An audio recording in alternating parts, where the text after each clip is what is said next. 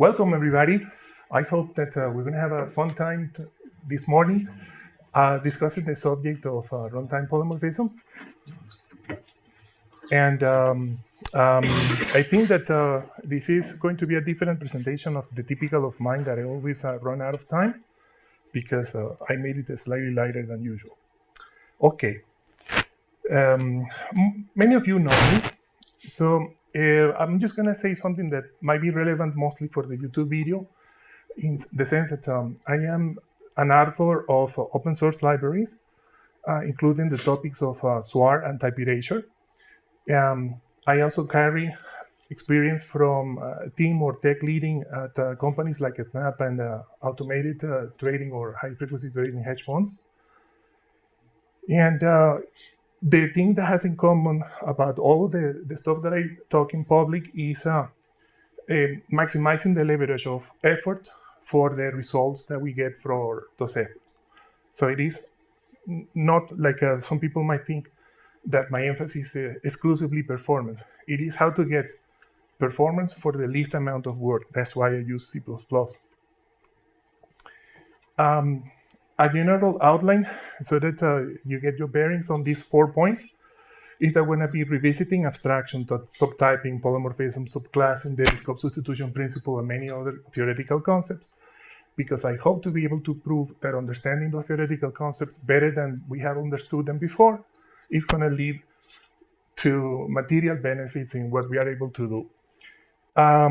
We're going to solve the need for runtime polymorphism first using the design pattern of the external polymorphism. And we're going to refine that design pattern and explain the best possible way the differences and how it morphs into type erasure proper. And then we will discuss how type erasure opens multiple opportunities to do amazing things. And I hope to amaze you. And to start, the issue is quite simple.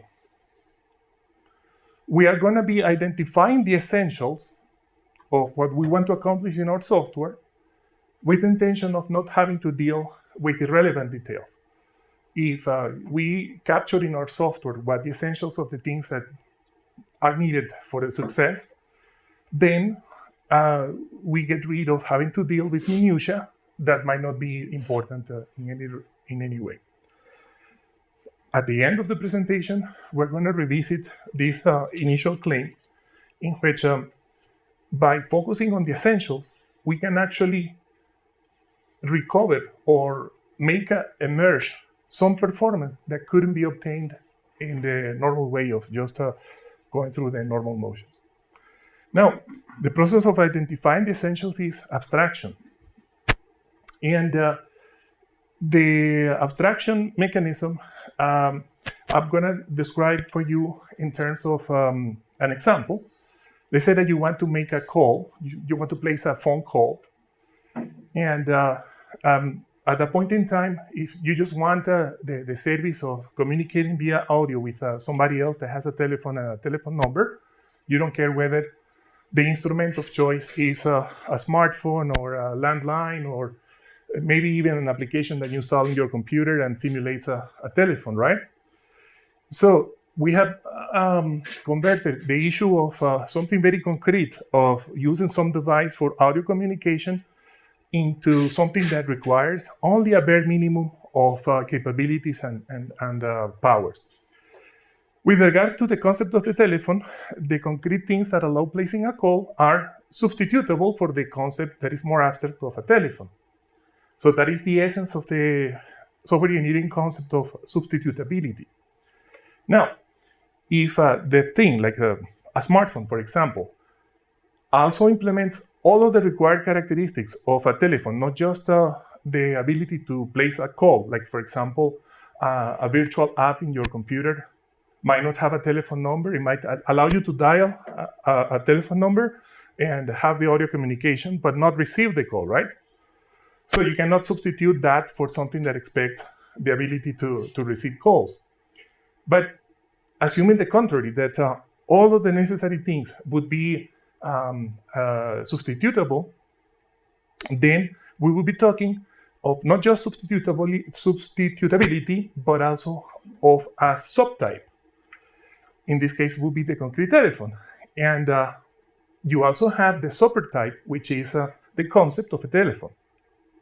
Of course, that the individual devices can be further refined, and it gets quite tricky. So the subtyping relation suggests a simple mapping using constructs of programming languages, in particular inheritance.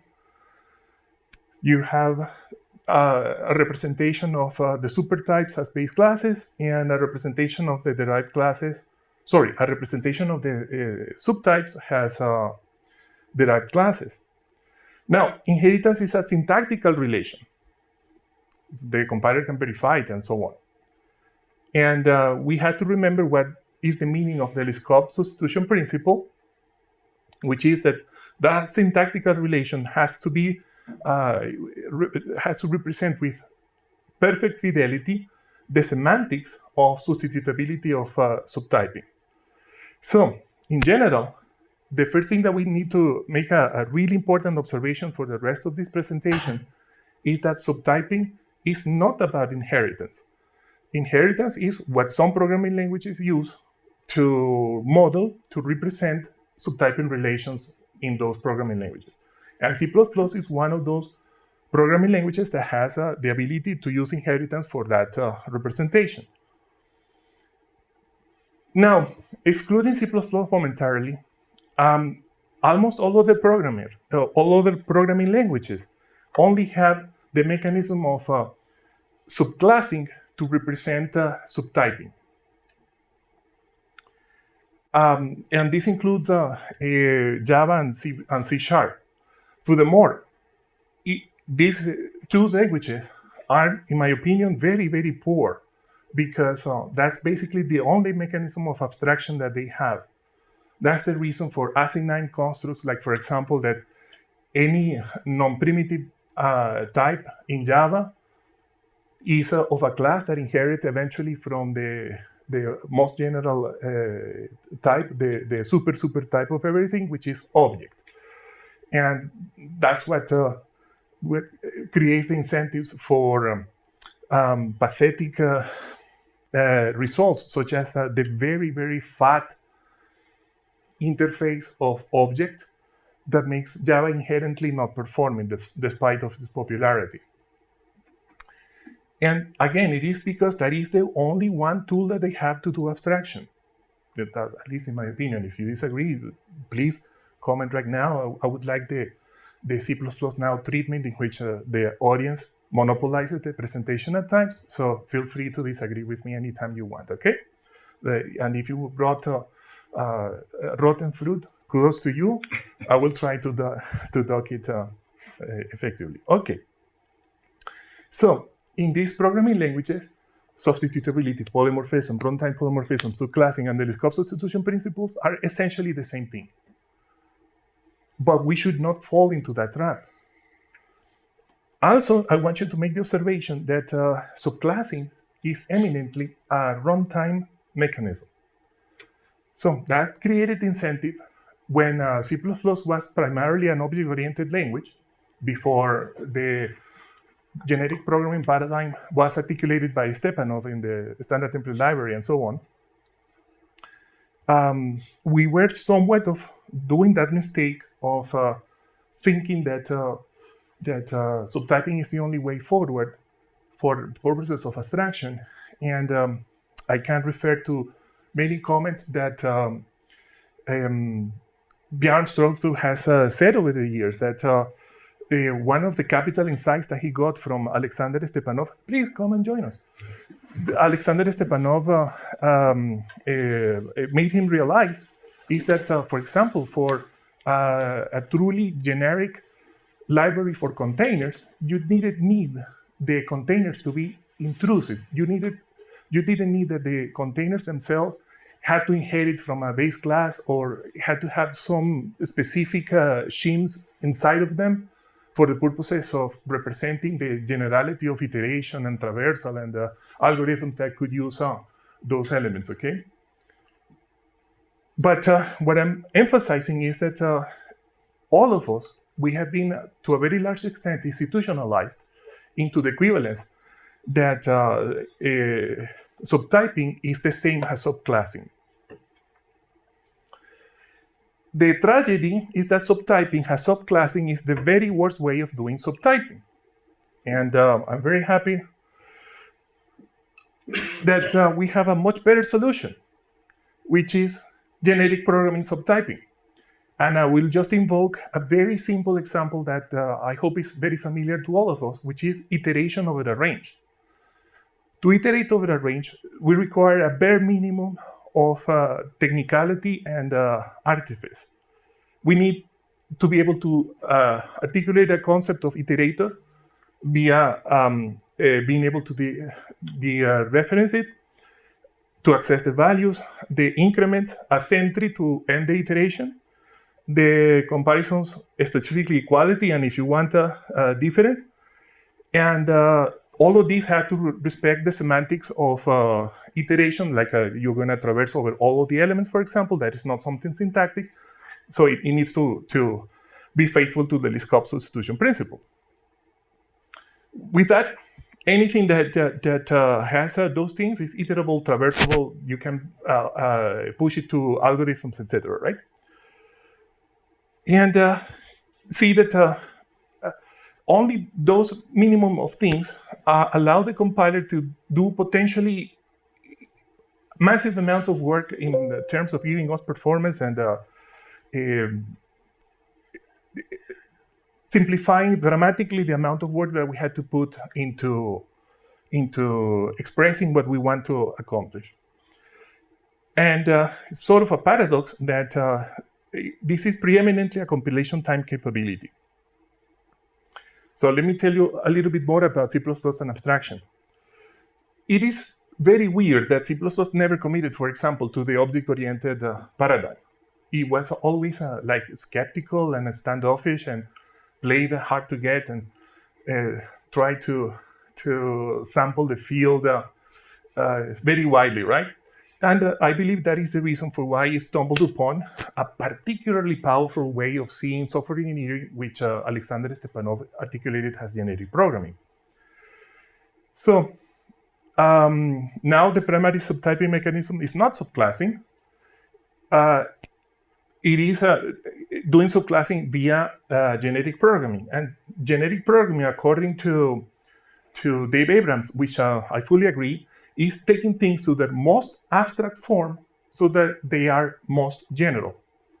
So that already implies that we are focusing on the very task of maximizing the leverage from abstraction, of making the emphasis on finding the essentials and taking maximal advantage of it via generality. Another interesting characteristic is that it is true to the execution platform in the sense that when you use abstractions, you don't necessarily lose performance. Another very particular situation that I don't see in other programming languages is that its fundamental library is essentially user code, only that user code has been blessed as the official standard library. But in principle, code that anybody could write on their own. And sometimes, at this very conference, Boost people and other library authors, we have done things that rival the standard library in significant ways. And I will show you momentarily examples of that. So these together makes C++ rather unique, because it goes that far that you can devise mechanisms that end up rivaling features of the language itself. In particular, I'm going to prove to you that type erasure, for the purposes of runtime polymorphism, is strictly superior to subclassing using inheritance and virtual. And all of these things are done using user code. You don't even need to be inside the standard namespace to be able to accomplish these things. Another example, for example, Eyal Sedaka has shown us in a presentation, I think it was CppCon 2021, that he made a framework in which, using the mechanisms of coroutines, he accomplishes the equivalent of what exceptions provide, but without using exceptions and without some problems of exceptions. And again, that's another intrinsic mechanism of the language that somebody, via user code in a library, can rival, make itself its peer. So in the title of this presentation, I refer to freedom. That's important because if you are constrained by a narrow understanding of what's good and important, if you go past the trivial and the anticipated understanding of what needed to be done, you are hitting constantly the limitations of the language or the libraries and everything. So we had to, in this particular scenario of runtime polymorphism, I will prove to you how important it is to get rid of a mentality of one size fits all. Okay, polymorphism. What is polymorphism? Poly is multiple, and morphism in this particular scenario means not forms, but behaviors. And polymorphism means substitutability and subtypes. I already explained what those were. And obviously, there are two flavors of it. The polymorphism that happens when you're writing the code, that we call it compile time, because when we write the code in a way that uses polymorphism, it is the compiler, the one that resolves that polymorphism, so we call it compile time polymorphism, or runtime polymorphism, in which there is some runtime execution environment support for the purposes of polymorphism, substitutability, and so those things that we talked before. So, good runtime polymorphism ought to reflect the advanced powers of C++ compile time polymorphism. Therefore, to do truly great runtime polymorphism, we ought to translate whatever is needed to support runtime polymorphism into genetic programming. So that genetic programming is the way that we get runtime polymorphism. Now, just how bad is subclassing? Because I have been teaching about it, right? So just how bad it is. Well, if you are in YouTube, you ought to stop for a moment, because it's probably better that you interrupt yourself and go watch this presentation one more time, because this is the very best explanation of just how terrible subclassing is. I am in the unfortunate need to have to summarize what Sean Parent said in the presence of Sean Parent himself. So that's tough, but I'll try my best. See if you can get his accent right. Another mind-blowing thing about this presentation is how short it is, and the fact that only about 70% of it is dedicated to the actual part of runtime polymorphism, because the latter part is the benefits of immutability and functional programming techniques. So that's truly great. Maybe an applause to Sean for that presentation, especially because over the years, I think it has grown in value. So, all right. The summary. The first thing that is nasty about it is intrusive. You might have a perfectly fine type, like a primitive type like integer, okay? It's nothing wrong with an int, or a long, or a double, or any of them. Yet, to make them participate in subtyping relations, you need to wrap them into something that inherits from the right base class and so on, right? When do we do these kind of things? All the time. When we want to implement what I call, I will explain what it means in a moment, polyphyletic subtyping relations. And I think that the most clear example of that problem is the serialization interfaces. You just want to serialize. And then we had to wrap a bunch of primitive types and a bunch of types that we were not the authors of into wrappers. And it's a mess and a complication of Busywork. Also, this puts the cart ahead of the horse in the sense that before we know what are the subtyping relations that we need to anticipate them all and have the right hierarchies of subclassing so that when we want to use that substitutability, we don't have to do lots of work to adapt and etc. One thing that I don't like is it is a take it or leave it approach. It is exactly what the language feature says, and you cannot modify or modulate any of its semantics or syntax, or take it or leave it. Then, because the subtypes, the subclasses, would have an unpredictable memory layout from the perspective of the language and the compiler, then you can never have a truly local variable that is of a type that participates on subtyping via subclassing.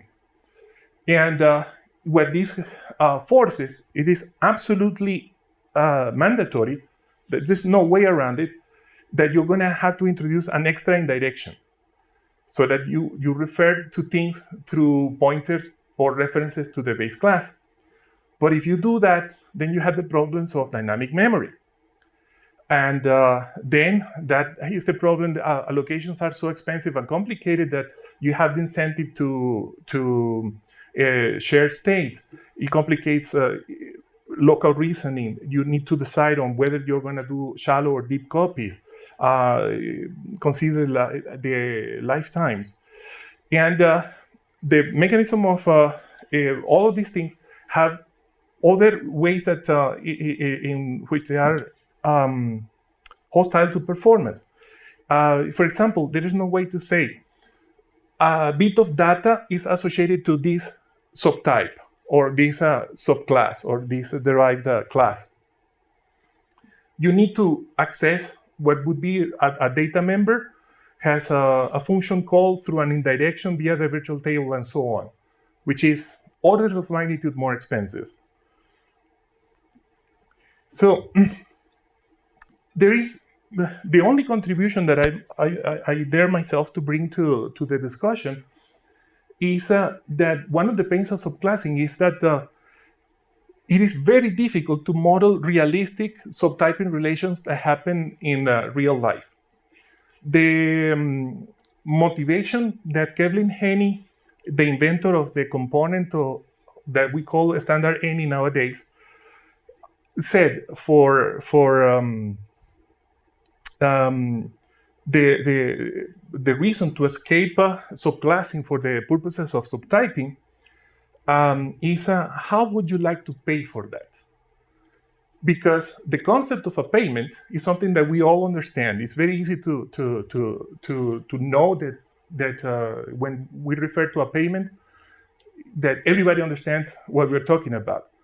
We don't even need to know whether it's a check, it is an exchange of coins, or it is a credit card, or whether the payment is not monetary in nature, but bartering, for example. We still understand payment. So this is a scenario in which the universe of subtypes is vast and not really good to, I think I repeated. So let's look at that into a little bit more detail. The lack of modeling powers of subclassing. Have you heard the concept of convergent engineering or convergent evolution? Like different design teams arrive to essentially the same solutions, and nature does the same thing. So you have many insects, birds, and bats in particular. They all evolved the capability of flying, but they did it in their own unique way, and they are still very unrelated species. Just it happens to be that they are capable of flying. Another example is mammals and swimming, and even more specifically, we are a particular type of primate that can swim, however poorly, but most primates will absolutely die if left in a deep enough pond. In biology, this is called, depending on the exact point of view that you use in the hierarchy of species, either paraphyletic or polyphyletic. I don't want to go to this theory because it is not really important.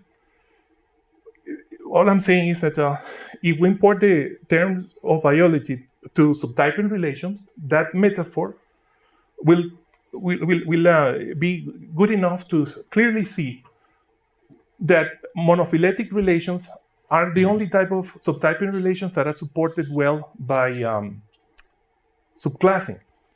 And subclassing fails spectacularly with the paraphyletic and the polyphyletic. A canonical polyphyletic subtype relation is serialization, meaning that's for ad hoc reasons, in their own ways, completely independent of each other, you acquire the need to have to substitute different types for the purposes of serialization. So, how does support for para and polyphyletic subtyping would look like? I think that because the early part of my presentation is highly theoretical, we might take a breather on theory by looking at some code. And the code wasn't even written by me. It is written by my friend and collaborator on open source projects, Jamie Pond. This is a capture of his presentation at CppCon last year. And last night we did something beautiful for this presentation. We prepared a material that I'm going to explain to you in detail later. And I hope that you like what we're going to be showing to you. Okay, so the first thing that I'm going to show you is for the purposes of making runtime polymorphism, all right? And the things that we want to substitute in that runtime polymorphism are any type of object that supports insertion and extraction to a string, you know, like a insertion into cout or extraction from cin. And this is how that capability looks like. I'm going to go.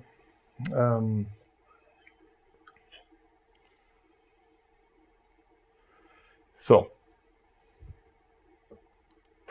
please tell me if the font is sufficiently large for you guys. Mm-hmm. Yeah. Thank you very much. So this is the thing that is going to be used in the type erasure framework that I have authored for the purposes of accepting any type that is able to be inserted and extracted from a string. And the name is string input output. That's what Jamie chose.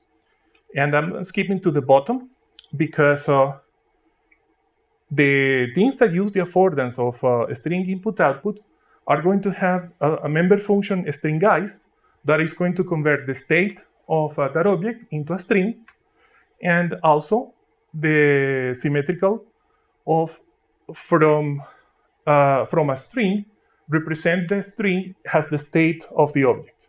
So in particular, like an integer number is suitable for this affordance in the sense that we can totally extract and insert an integer to a string. And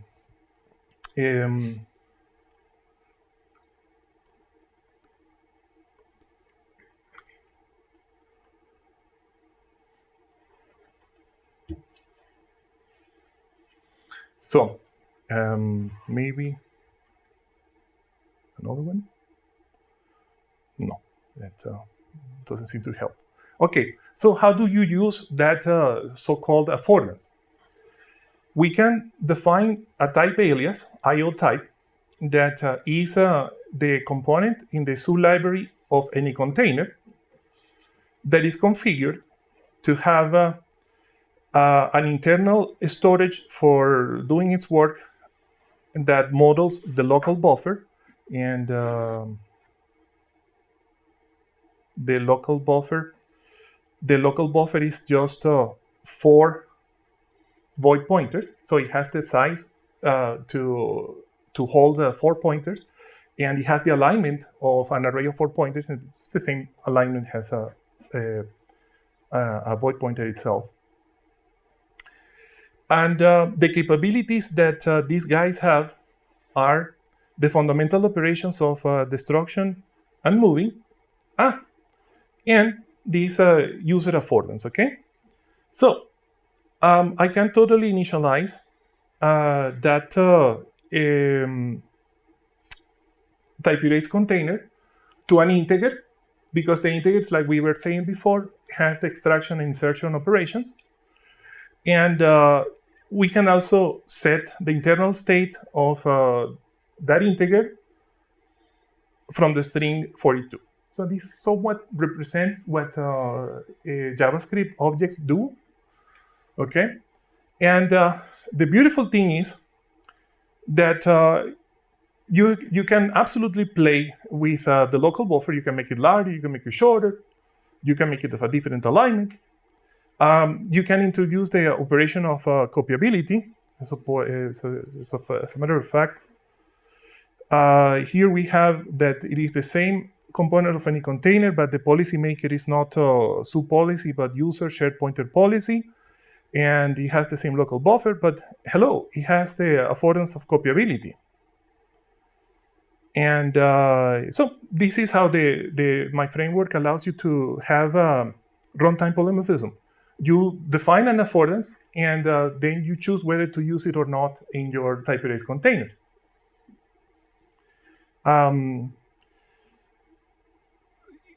If you guys want, in our breaks, I believe that Jamie would be very happy if we get together to review his PR, and it will be an excellent opportunity for anybody interested in getting to know the details of how this works to join me on doing that.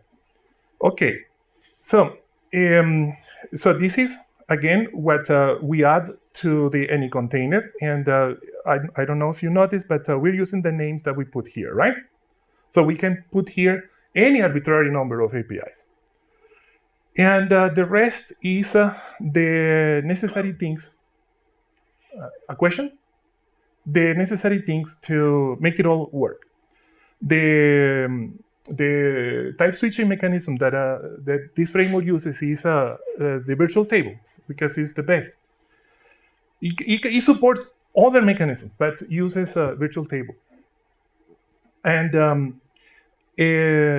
what we do is that every affordance says, I need, because of this affordance, to add to the virtual table of the whole object some function pointers. In particular, this affordance introduces a function pointer called str and a function pointer called string with these signatures. And this is the implementations or the actual functions that are going to go as function pointers in the virtual table for the case of the any container being default constructed. And if you have an actual value there, not default constructed, then you're going to make the functions based on the concrete value manager. And the concrete value manager has things like, for example, the concrete value manager here has a member function called value that is what gives you the type of value. So when I invoke a concrete value manager of something that is managing an integer, that return type is going to be a pointer to an integer. I did reference the integer, and this is type safe, and there are few chances of getting it wrong because this is strongly typed. Not that I hit the keys really hard. The implementation is as simple as insert into an string stream and return it as a string. Of course, that is ugly, but this is for the purposes of some tests of what I will describe to you momentarily, what we were doing, okay? So that is how supporting a polyphyletic relation looks like.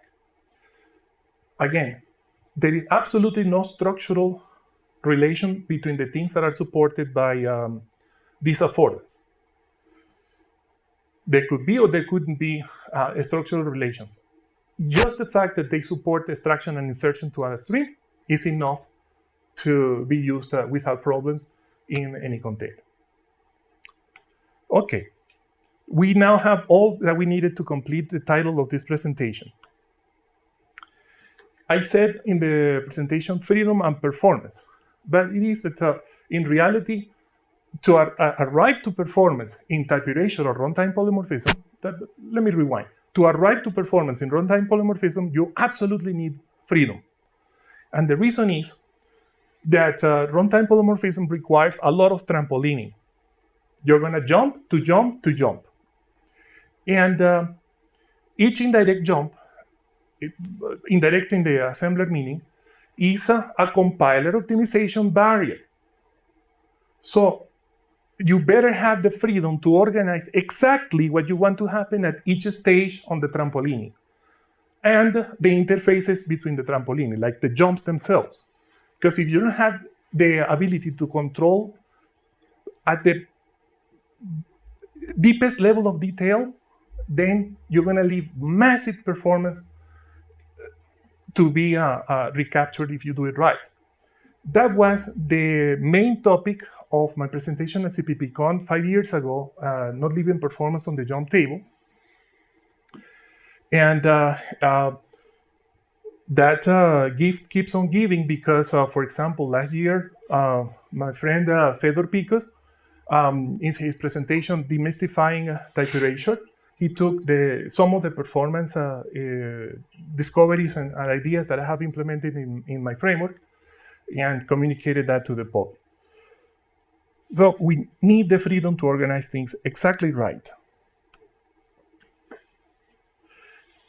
So more than half of the effort that I put into the Type Erasure framework has been to make it so that the things happen without the rules of the language intervening prematurely and making a mess of what I want to do. Because I want to organize things in exactly the way that I want, for the reasons that I just explained to you.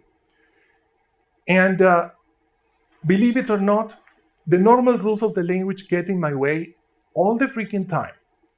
So, because I have said many times before that I am not particularly ideologically or religiously committed to the rules of C++, that I engage on defined behavior on occasion, I can relieve you that what is published in public of the Type Erasure framework does not trigger undefined behavior. And no, I don't need to use launder, but I don't want to have that argument, but it does not trigger undefined behavior. However, it allows me, on occasion, to trigger undefined behavior. And if you want, I can show you examples of how you can get a lot of profit. I have literally gotten undefined behavior to give profits to my employer at automated trading and high frequency trading. Yes, the mention to Type Erasure Demystified. By the way, I'm really proud of Fedor having misspelled my name because he called Madrid. He called me Madrid. And I said, wow, my work is preceding my reputation and my personhood. That's so great. So I can tell everybody that it's not that Fedor chose my material because he is my friend. It's not favoritism like that. It is that he liked the work that I've done. Okay, so let's build up toward being able to instrument generic programming that donates runtime polymorphism to things that don't have it on their own. We got to the end. Basically, a virtual table seems all you need, with the exception of very advanced new possibilities.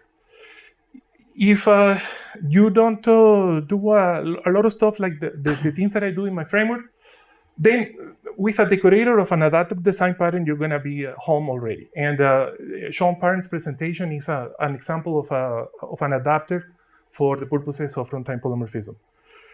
And you can use many other design patterns, like a strategy, bridge. It depends on exactly what your needs are. Let's open this markdown And in this markdown, I invite you guys to see it on your own. It is very a textual thing that is very different to presentation. And over here, there is an example in the Compiler Explorer of how an adapter for the purposes of runtime polymorphism looks like. But because I have this markdown, I think I better use the markdown. And oh, I lost the place where I was.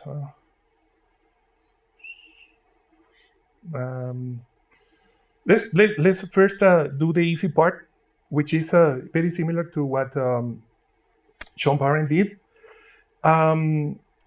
Because this is an adapter, we are going to call it a serializable adapter. And the functions that we want, the things that are serializable to do are, hello, serialization. And because why not, to get the type index, okay? This is just made up stuff. And we're going to be cautious and make sure that the structure is virtual so that the users don't have to struggle too much.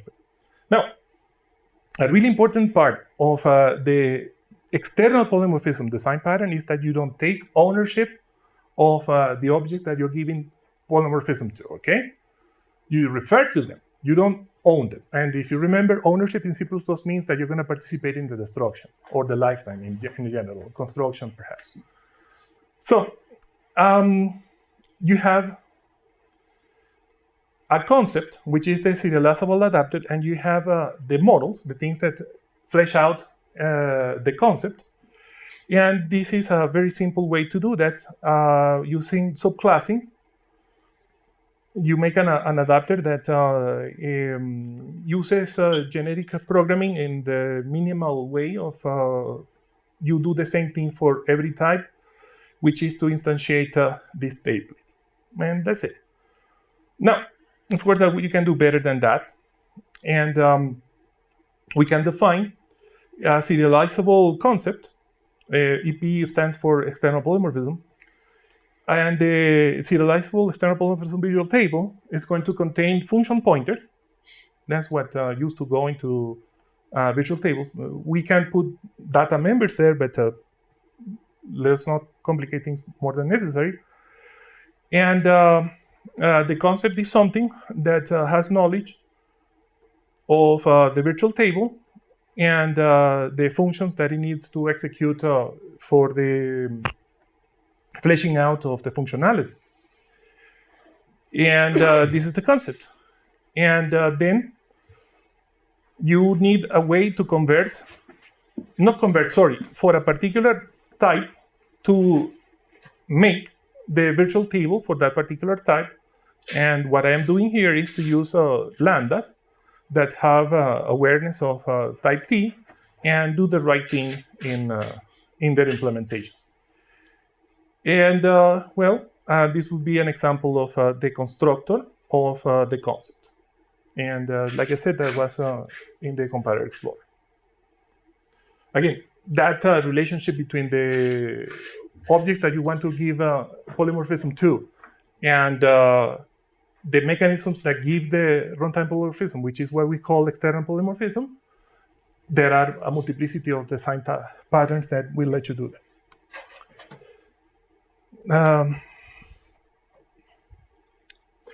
With the permission of Sean Parent, I'm going to say something that he dislikes, which is that the essence of external polymorphism is to give runtime polymorphism to types that don't have it.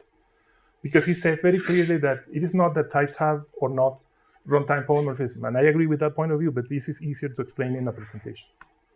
So the essence is that they are not concerned with the owner. Now we have gotten to the scenario in which now we're going to concern ourselves with ownership. So we're going to have external polymorphism with the services of runtime polymorphic, destruction, moving, and perhaps copying. There is not a hard boundary between external polymorphism and type erasure. That's why Patrick and I were talking about this last night.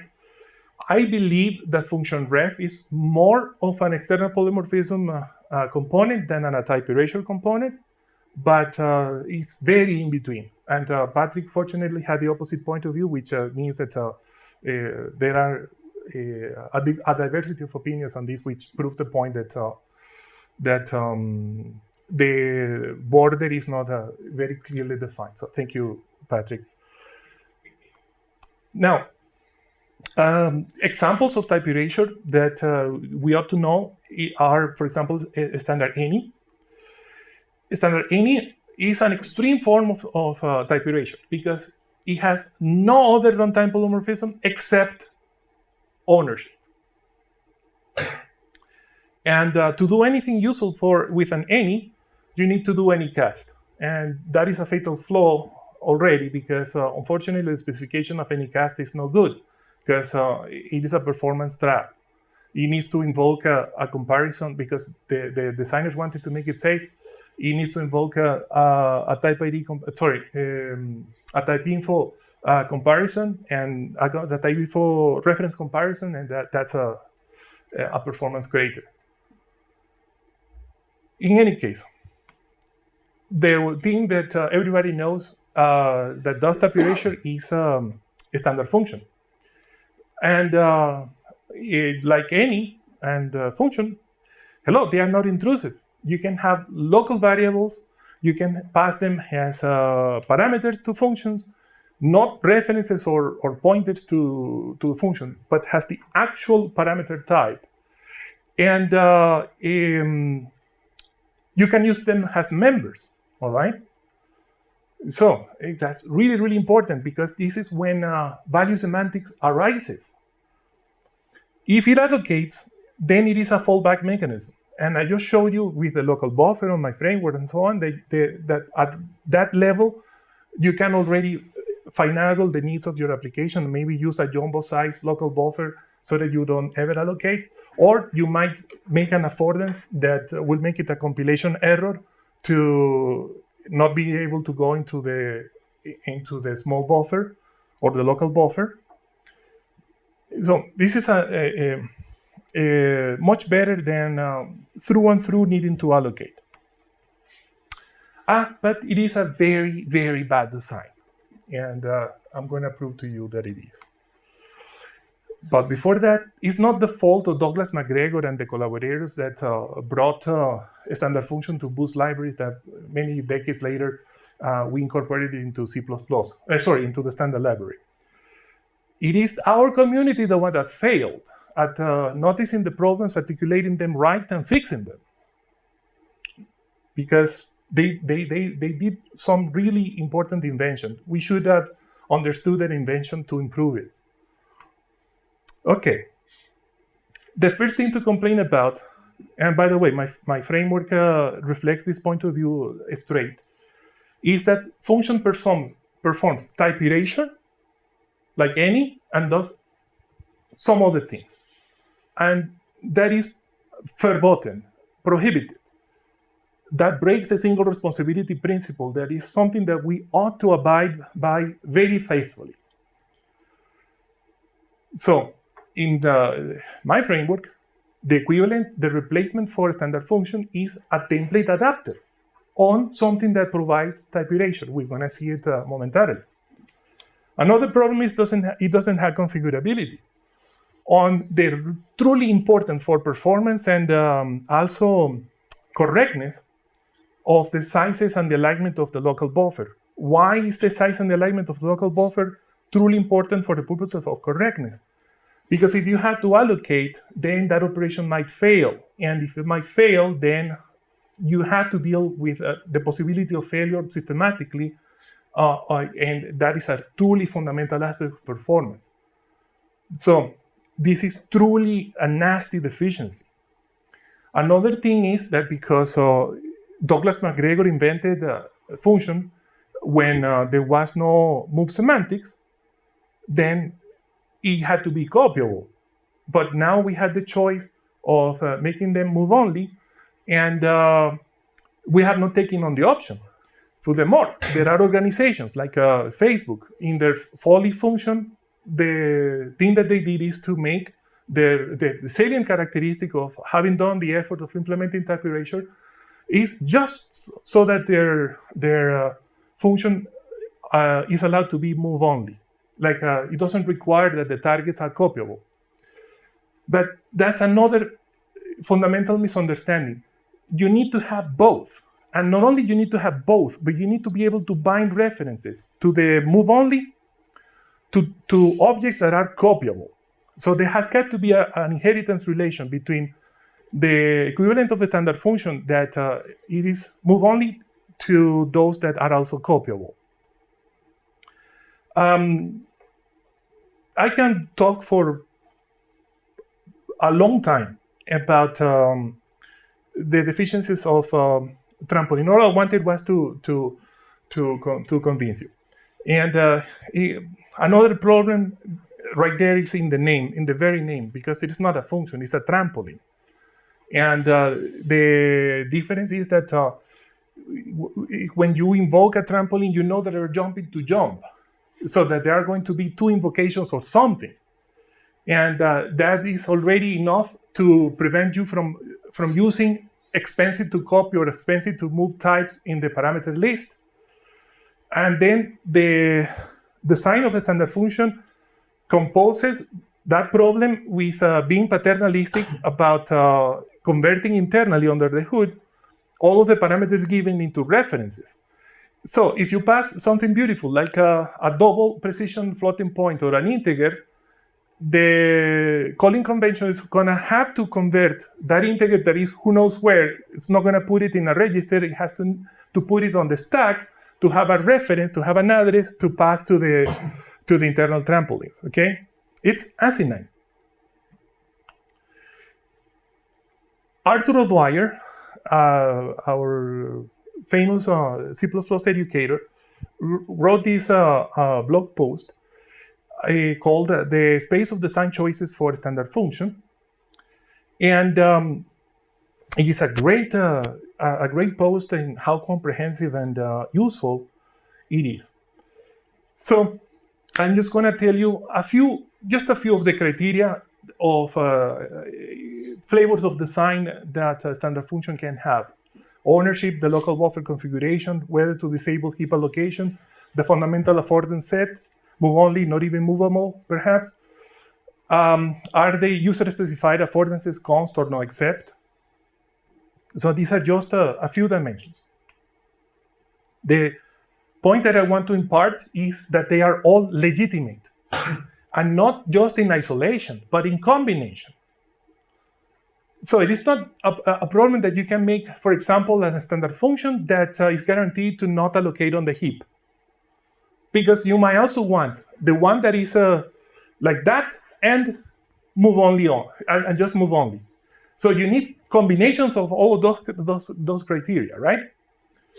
And unfortunately, I have seen that even if some people know of the existence of my framework, that makes it so that all of these are user choices, the community keeps draining its energy in discussing options that do not have a clear best. And before I jumped into doing this thing, I was already aware of the problems. That's precisely the reason why I began to work on this topic. I thought that perhaps it is impossible to make mechanisms that let the user choose. That's like the underlying assumption that I think has been happening throughout. So, what is the consequence of not having an approach that is general, has in the generic programming paradigm, like something equivalent to what we do with containers, ranges, and views that Alexander Stepanov gave us 25 years ago or thereabouts? No, even further than that, that people redesign type erasure poorly and implement it even worse. This is highly technical and highly misunderstood. So those are the two things that we had to fight against to get it right and benefit. And the benefits are fantastic. It's like people think that the application of type erasure detracts from performance, and I have proven that it actually improves performance. So the misunderstanding between what type erasure can do and what people expect is quite dramatic. And for how good Arthur O'Dwyer's article is, it falls very short because the design space is far vaster. We're going to see a little bit of that momentarily. But this is something important that I wanted to say to my friends that help C++ evolve. Rather than the standard library supplying us with fish, type erasure fish, what the standard library ought to do is to facilitate that C++ programmers learn how to fish, how to implement type erasure themselves. There are a few things that are critical, like, for example, the mechanisms to build a virtual table ought to be part of the standard.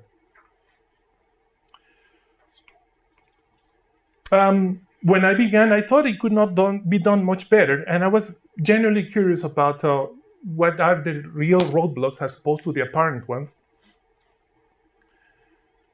And I proceeded from first principles. Yes, first principle. My discoveries are there are very many subtly wrong assumptions, not just on the implementations of type erasure, but at the level of the design of the programming language itself. And a characteristic of those subtle wrong assumptions is unclear thinking. Like, for example, not realizing that function ought to be a template adapter.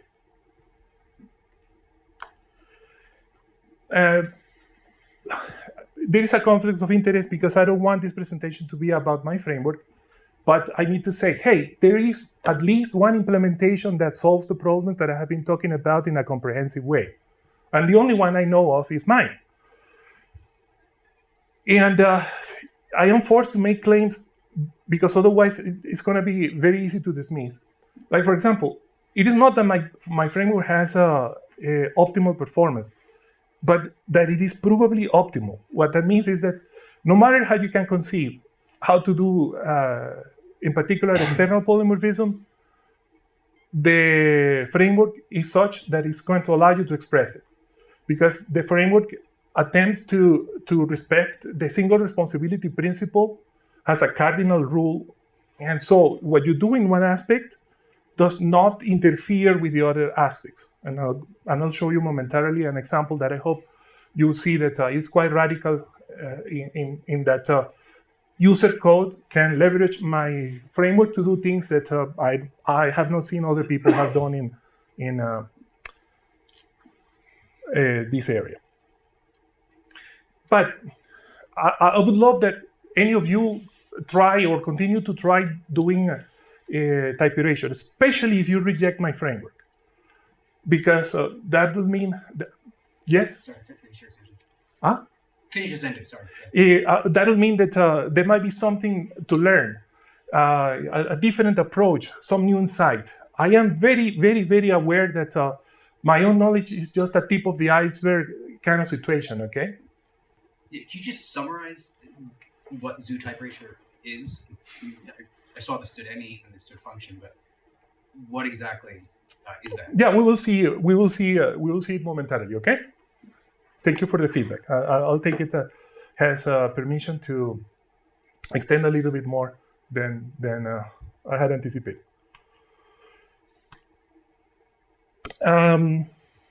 I want to, by fiat, create a paradox or a contradiction or an oxymoron, which is to say that type erasure is internal-external polymorphism. Why? Because external polymorphism is kind of a standoff, but type erasure is very aggressive because it takes control of the target. While external polymorphism is only so that you are not intrusive, so that you can control things from the outside and give them routines that they don't necessarily have. Type erasure is all about control. And what Sean Parent's presentation showed, you can have an implementation of mechanisms of runtime polymorphism that internally use references, for example, but you continue to have, from the user's perspective, from the programmer perspective, value semantics, which is the great thing that we need to want. And the reason for the oxymoron is to talk about the emergence of complexity. You cannot have unpredictably interesting things except when there is a really strong conflict between opposite goals. And the combination of those two things of external polymorphism and the affordances for taking control of the objects are the contradiction that makes type erasure being particularly fertile in terms of things that are unpredictable and useful.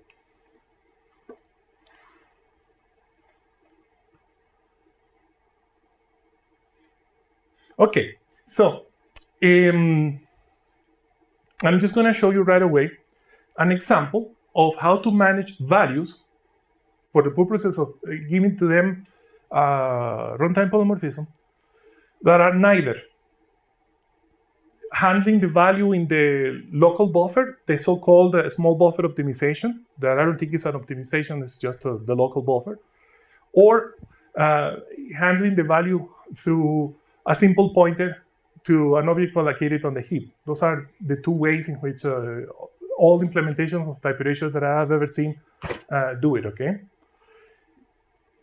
The artificial, apparently artificial over-engineering exercise is to make that the pointer that controls the object is a shared pointer.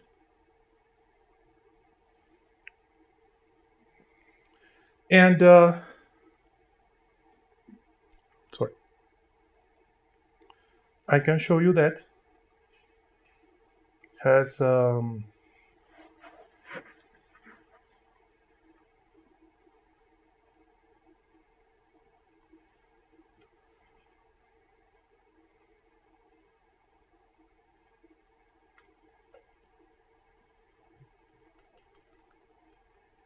I thought that I had the link. I don't have it.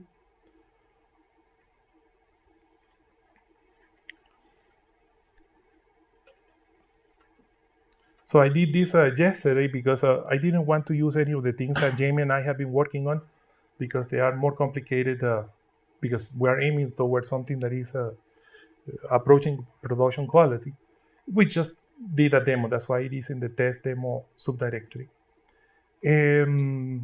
Okay, so I'm just going to show you what I needed to do to create a new value manager that does the management through a shared pointer. Of course, that it relies on the work that the Su type erasure framework already does, and there are things that we're not going to see because of that. But this is the critical part of how a value manager in the Su type erasure framework looks like. So this is a value manager, and it's going to inherit, for the purpose of compatibility with the old framework, from the base class of a container on the old framework. It creates a few type LSS has abbreviations so that I don't have to write as much code. And this is the first thing that belongs to the true user interface. It doesn't matter if you don't remember, but I already showed you that that the function value is used by the implementations of the affordances to be able to have access to the value that is being controlled or managed by the value manager. And the implementation of that guy is to invoke a local API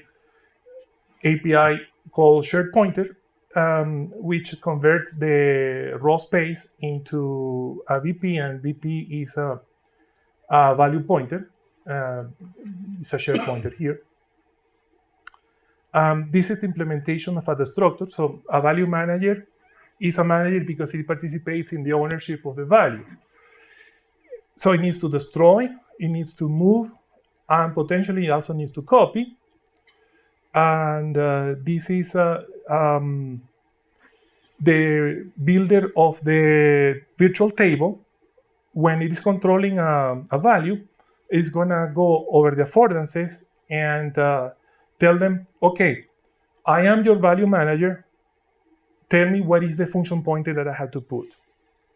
And the combination of those things is the total virtual table.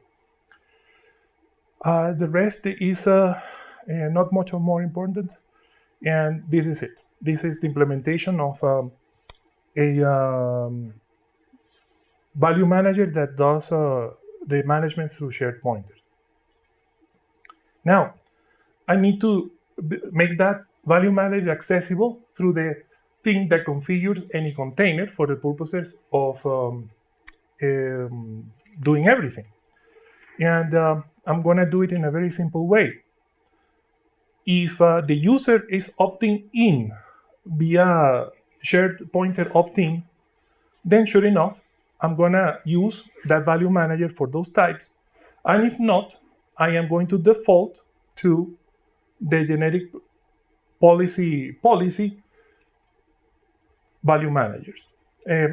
Unfortunately, builder is such an old word in this framework that I have many users in many different companies that will not necessarily want to change the name to value manager, but this ought to be value manager at this point. So I'm already beginning to feel a little bit of stiffness because of legacy, my own mistakes. This is the mechanism of opting to shared pointers. The general case is that you are not opting in, but if you specialize shared pointer opt-in on your type, then it's going to be a true type. I know that there are many different ways. Patrick was recommending me to do it in a different way. I'm going to tell Jamie for us, both of us. In any case, I am just doing opting in for these two types here, right? And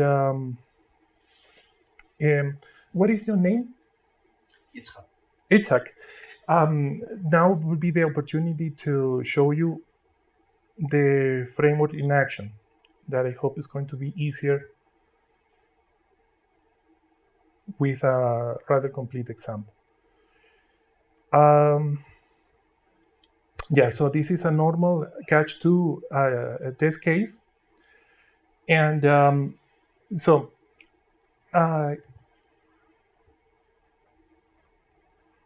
this is probably the very thing that you were asking, Ishak, which is this. Any container, for most practical purposes, is the equivalent of a standard any. Okay?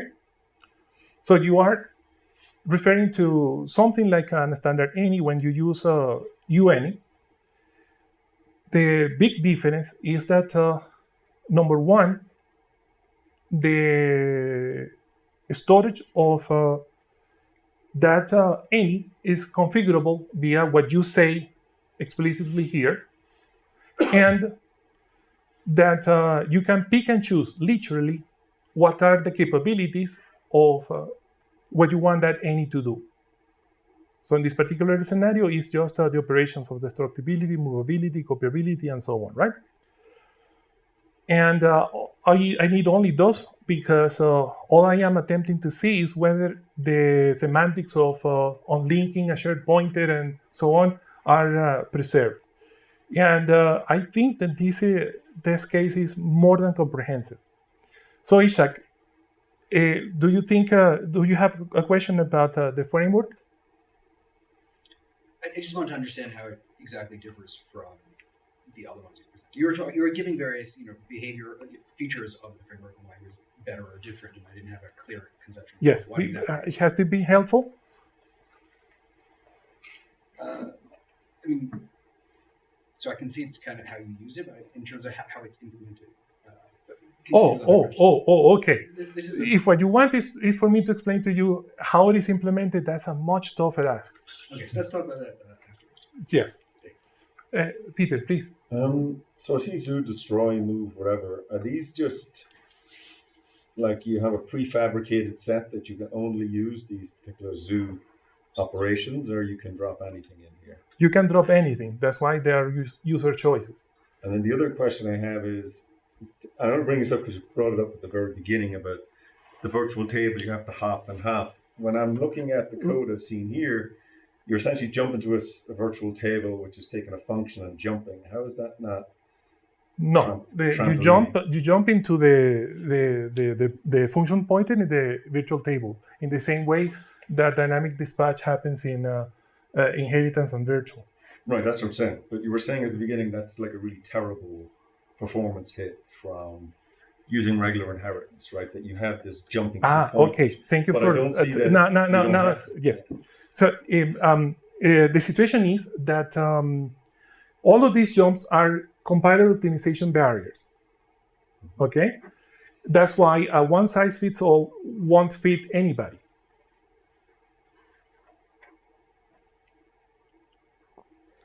Does that make sense? Not quite, because Okay. you're still saying somehow my jumps are different, but I'm No, not quite sure. what he's trying to say is there are fewer jumps. Std function forces you to have jumps on copy, on destruction, on virtual dispatch. But if you disentangle it and say, you only want the jump on virtual dispatch because I'm going to handle all the other movement things elsewhere, you get the minimum number of hard jumps. But them other things are all function Yes. pointers as well. Thank you very much, Kulukundis. Let me give you this example, okay? A standard function promotes to the instance the function pointer that gets invoked on the call operator. You know that, right? Yeah. Excellent. But for example, moving, copying, destroying, they're going to go through the virtual table, right? So that is an extra indirection that you don't have when you access the pointer not through the virtual table, but through the instance, right? So it is a good liberty to have of whether you want to access the function pointer via the virtual table or the instance. That's one of the features that my framework allows you to do in several places. And why several places? Because I don't know what is the most convenient place, depending on the exact use case, where that ought to happen. Because I don't know what the user is optimizing for. I just allow the user to express, this is the set of operations that I'm going to privilege, and articulate how they want to articulate, how they want to accomplish those. I can show you code. We can take it offline. Thank you for the question. But I don't know if I gave you enough to be satisfied. All right. So now we're going to go a little bit hardcore in the last minutes of the presentation, because I want to show you the way in which we are building, Jamie Bond and I, towards copy and write. I don't know if you guys are interested in that, but early feedback told me that you guys might. So the reason why I implemented this shared pointer value manager is has a step towards copy and write, a very straightforward way to know whether the values that are being managed are shared, because I intend to share them. Why do I intend to share them? Because I want to start implementing the semantics of copy and write. If you remember, the idea behind copy and write is that when you formally syntactically make a copy, like a copy assignment or a copy construction, at that point in time, there is no need to actually create an actual copy of the object. You can share the old object among the model that you used for the so-called copy, which is a shallow copy. But if you're going to modify the state of the object that you are managing, you have to make it exclusive first. And that is the essence of copy and write. So again, we are talking about runtime polymorphism here. If you manage to make affordances in which all of the mutating members are runtime polymorphic via affordance specifications, then you can account for all of the mutations of a state where you need to first detect whether you need to make the object that you're looking at exclusive to you so that you can perform the state mutation. And that is exactly what Jamie did.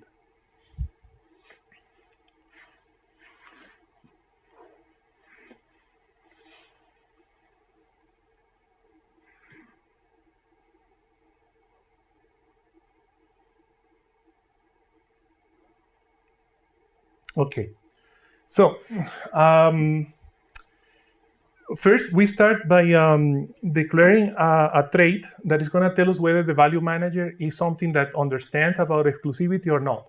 Because if it doesn't understand about exclusivity, we're going to make the assumption that the values are exclusive and not shared. And then we can do normal programming without concern.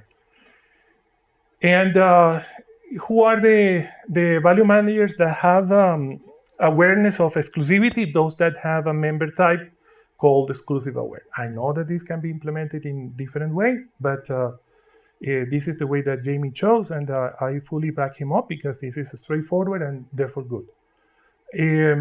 For the purposes of illustrating what we're building toward. This is just the unit test for the trait itself.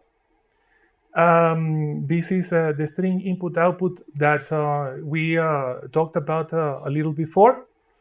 And the twist on this thing is that the operation that converts to a string is unconcerned because it's a non-mutable operation on the objects being managed.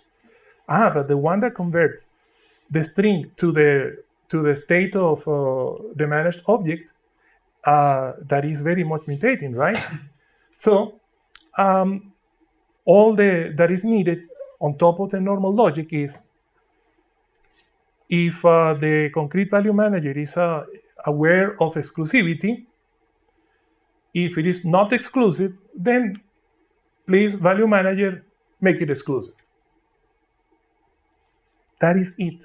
That is the entirety of the change that is needed to support affordances that in their mutating runtime polymorphic APIs want to copy and write.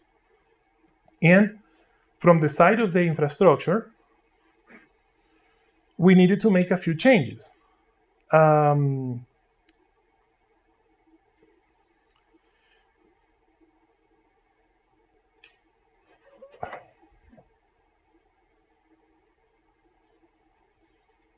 I'm a little lost in the shuffle momentarily.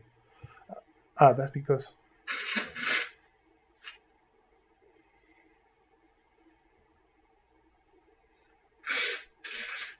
yes, okay. So we need to make a few changes to the shared pointer value manager.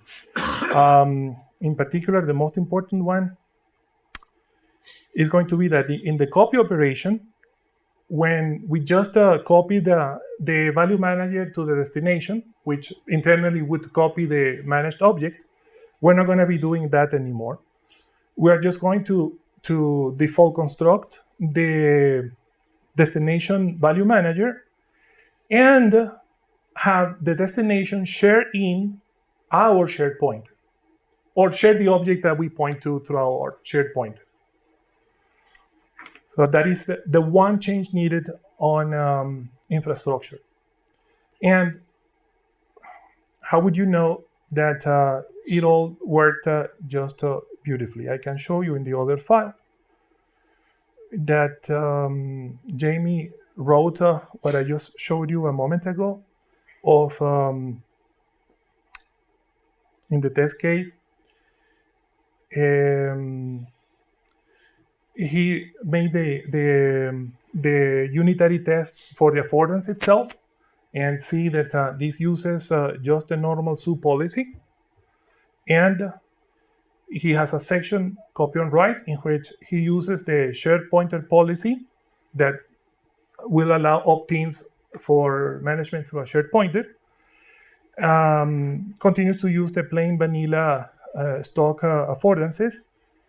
now introduces the copy affordance and goes about replicating the necessary test cases. And we believe that this is already comprehensive enough to prove that copy on write was happening correctly.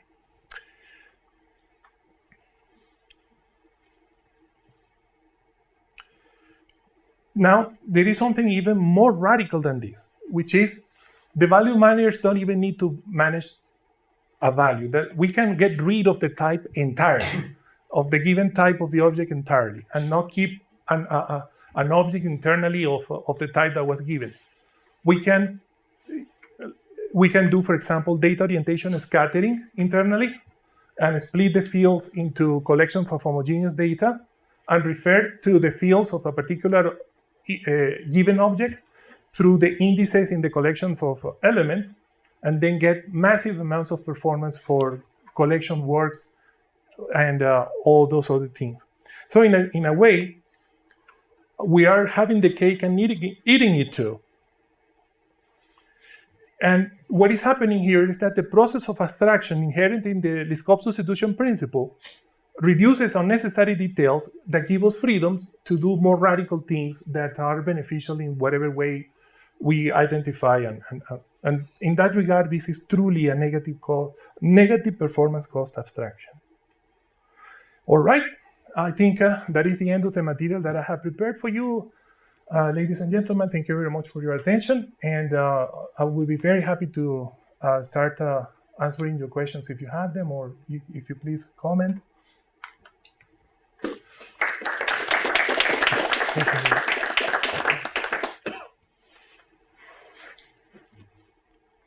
Maybe if you guys want, we can perhaps see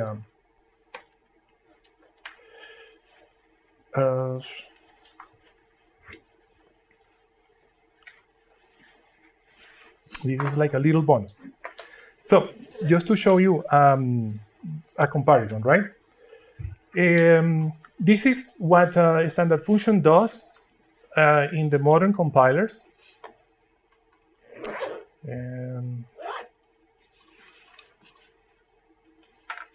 Yeah, let's come on. Maybe I should put the glasses on.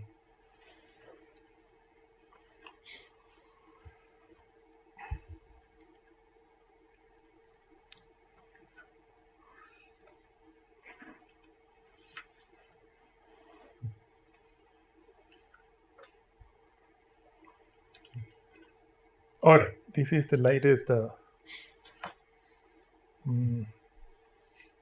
What is it not liking? Okay.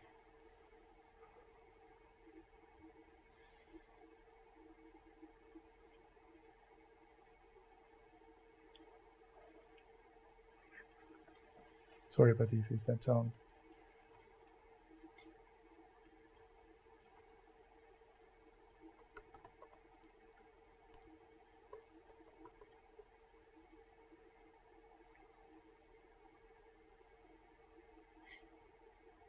Might need to put that up a bit further.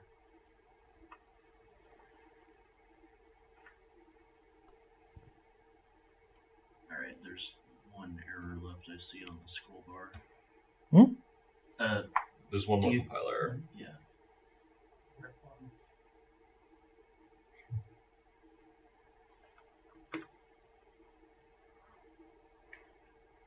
Oh, yeah, you don't need the template keyword if there's no explicit template parameters.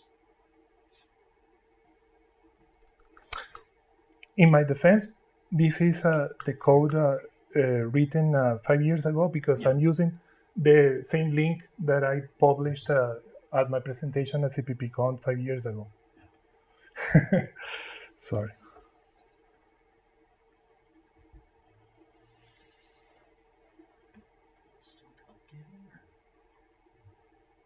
All right, so this is an invocation of a consumer using a standard function. And if we go down the pike, you'll see here that I have a function that is invoke consumer that gets passed parameters in a very particular order, which is truly important. And at the end of the parameter list, there is a reference to an order consumer, and the order consumer is an alias for a standard function on the signature, right? And this is what Clang generates, and trust me that the changes of compilers and standard library implementations won't make a difference. Not a significant one in any case. But let's see what happens if I use the subfunction instead. I think this is not going to compile, now that I remember, because it's not going to like this. Because in the wisdom of a standard function, they don't use the type member function that is the same as in standard any. That reflects the duality of. So that is the implementation. The very same code that we saw a moment ago gets transformed into this via Clang. And believe it or not, that is exactly the same thing that GCC does.